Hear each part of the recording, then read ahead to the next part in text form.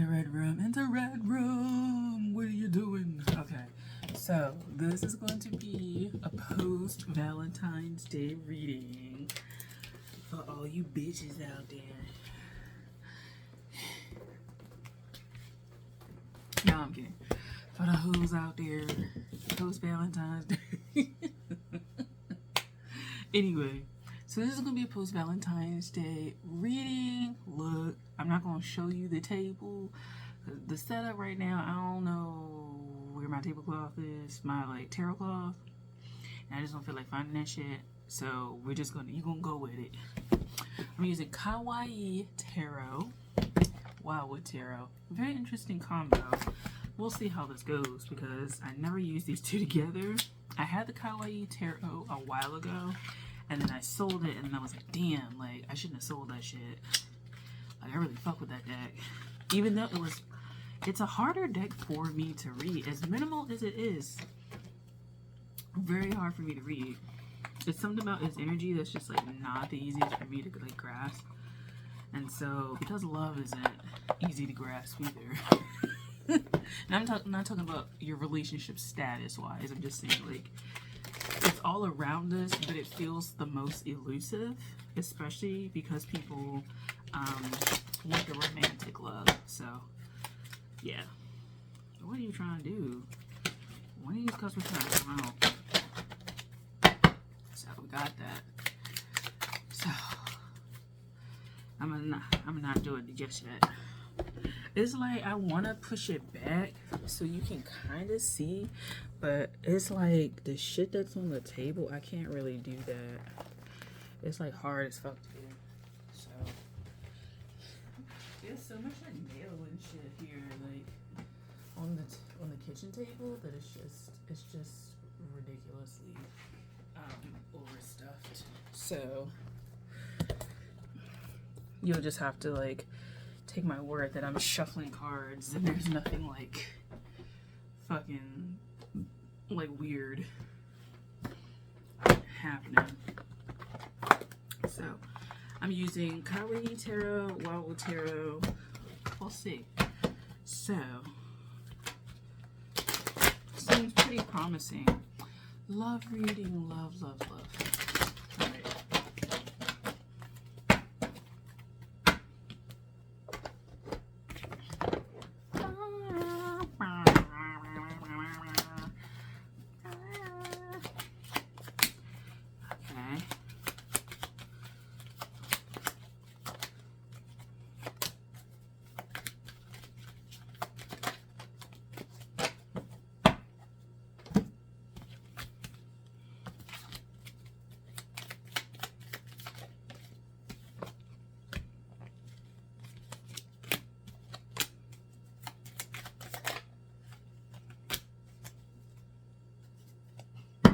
What kind of shit is this?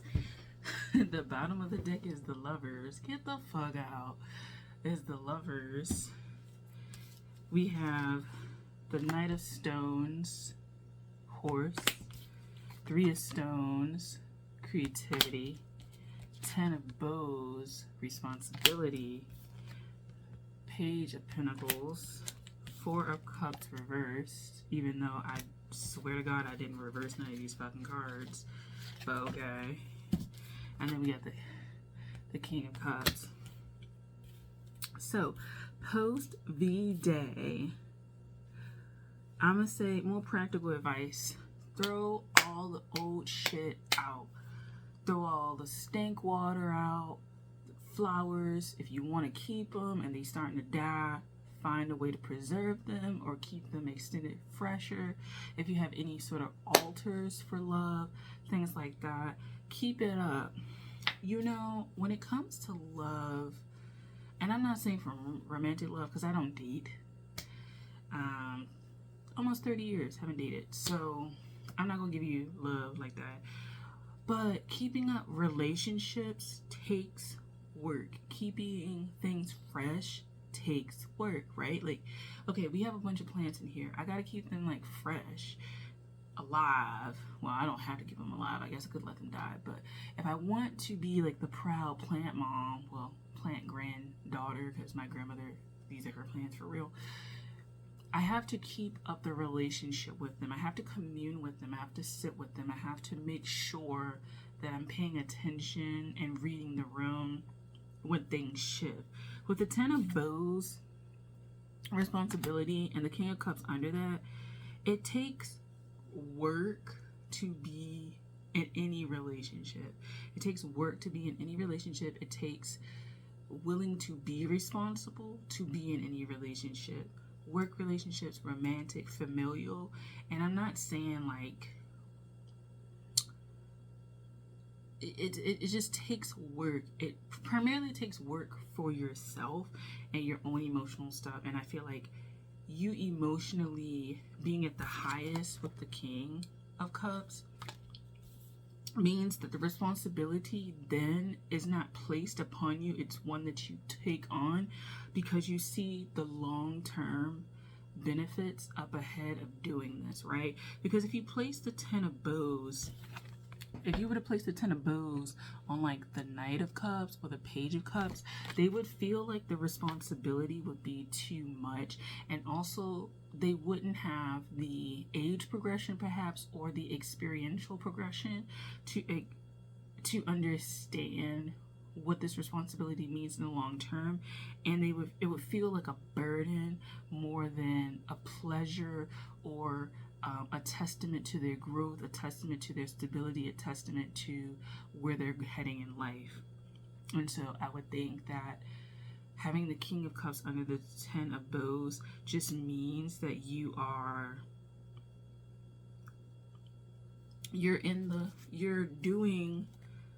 doing something that is really helpful. You know what I'm saying?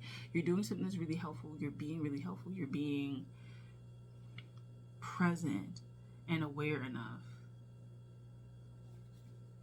The Stag. Bows.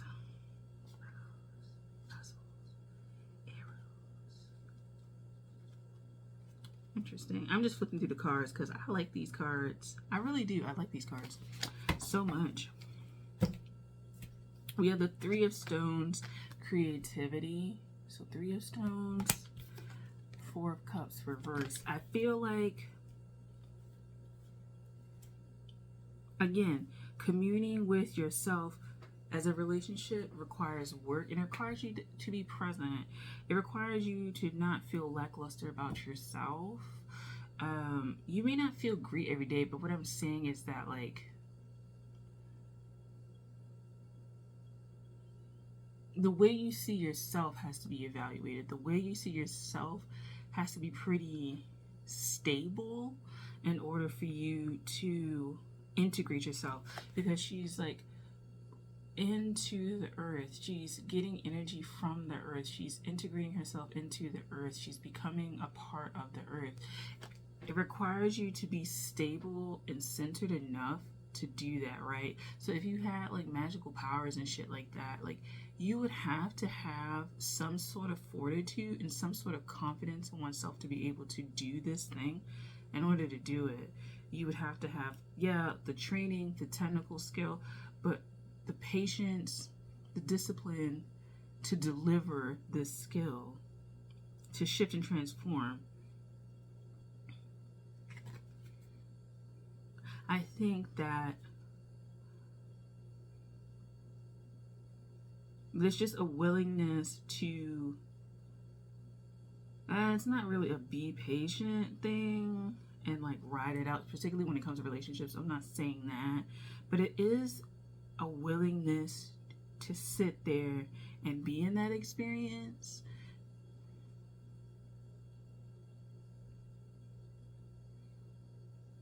It's not over. I feel like with that responsibility in the King of Cups, it's less like being gung-ho about it and just being more of, I get to do this thing, I get to accomplish this thing, I get to move through this thing. It feels really practical. I get to move through this experience, I get to be a part of this experience, I get to learn something, take something away, I get to improve myself, right? And so that way you become way more rooted in the experience. I was watching a reading about how, and a few readings have mentioned this, like when you're trying to date and you're so focused on the other person, what you need to be is more focused on yourself and in your body and what you want, because you may be going through a date trying to get somebody that you don't even really want. Like when you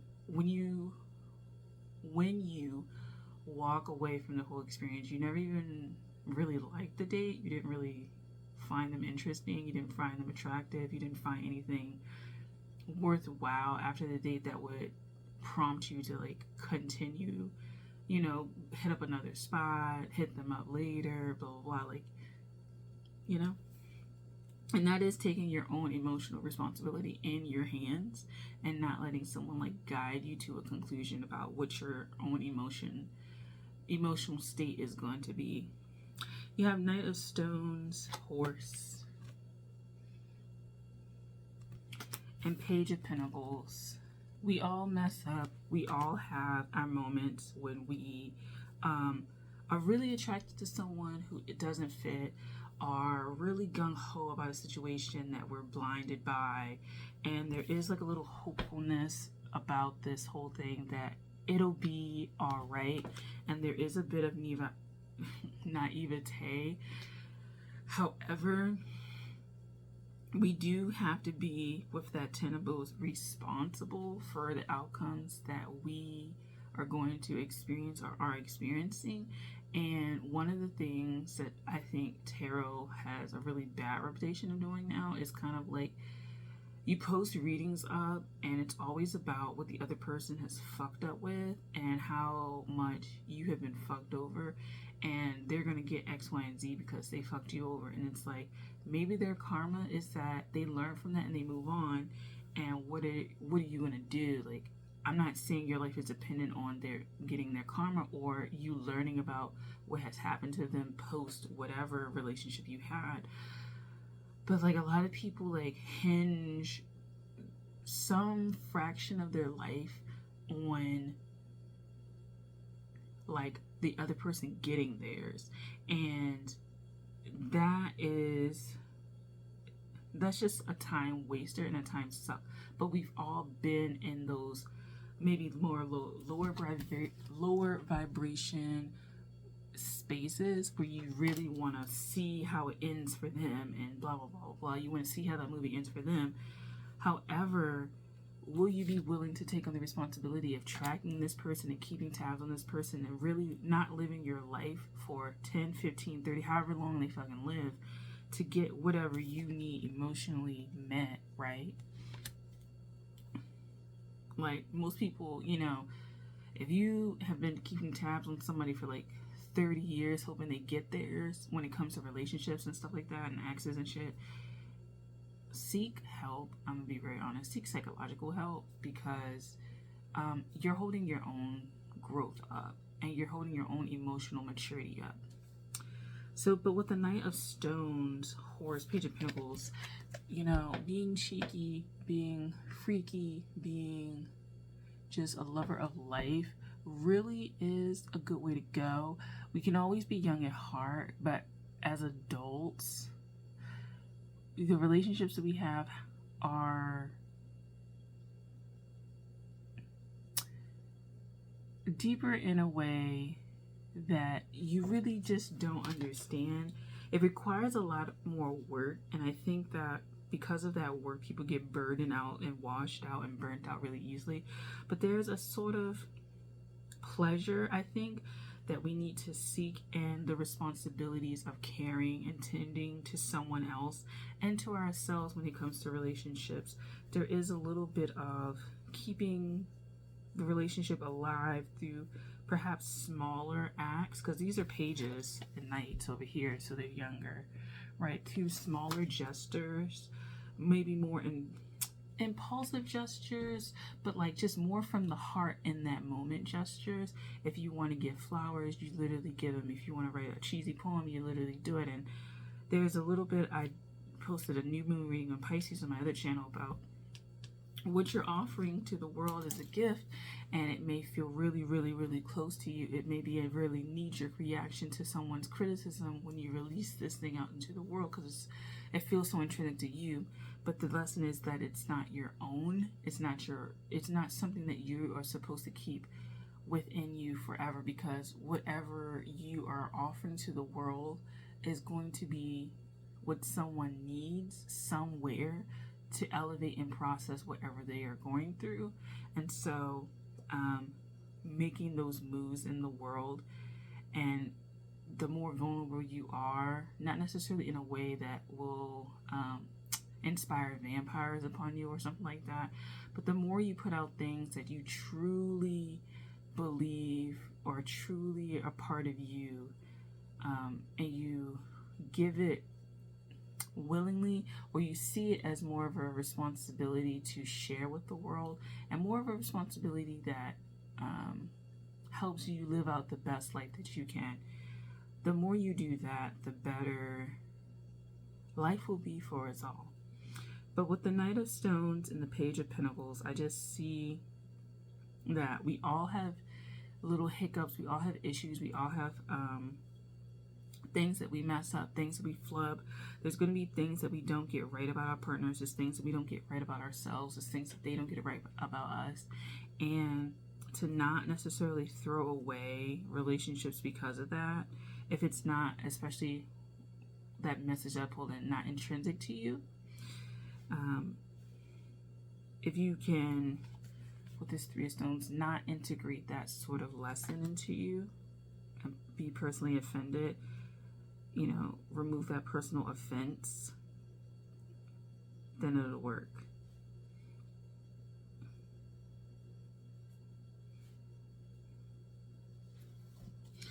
So at the bottom we have the Lovers. At the bottom of this we have the Stag. I just think that stability seems boring, but it's one of the greatest gifts we can offer to a partner, I think. And I'm talking about just in relationships in general. Again, I don't date, so romantic shit is just off the table. But it's a great gift to be stable and to offer stability. And I just mean emotionally, you're kind of stable. You figured out enough about your life to where you're not fucking it up, And you can offer that rootedness for someone else when they need it, and they can do it for you. And another thing about also becoming an adult is that if you play your cards right and you grow and develop emotionally, you'll find that being an adult is much better than being a kid, because a lot of people, because you can live your fullest self with that knowledge, and you can still be lighthearted and fun like when you were young, right? Like, you don't have to be older and jaded. And I think we're also in a time where people are very jaded about adulthood, and I get it, the circumstances of the world, but people are very jaded about adulthood, and it's kind of but then they didn't like childhood either, so it's just kind of well, you gotta pick one. You gotta own up what happened in the past to move forward, or there is no real other option, because you can't go back to being a child. So you may as well embrace that you're an adult, and if you live long enough, you will have spent more time as an adult than as a child, right? So if you make it to 37, you will have spent more years, or 30, well, really 30, what, 6? Because once you're 18, technically you're an adult in most places in the world. You will have been an adult more than a child, technically. So yeah. And yeah, embrace that. So that's what I have for you guys into Red Room. Thank you for watching. I didn't expect this jump to be 20 minutes, but whatever. So yeah. Okay. Thank you for watching. I'll talk to you later. Bye.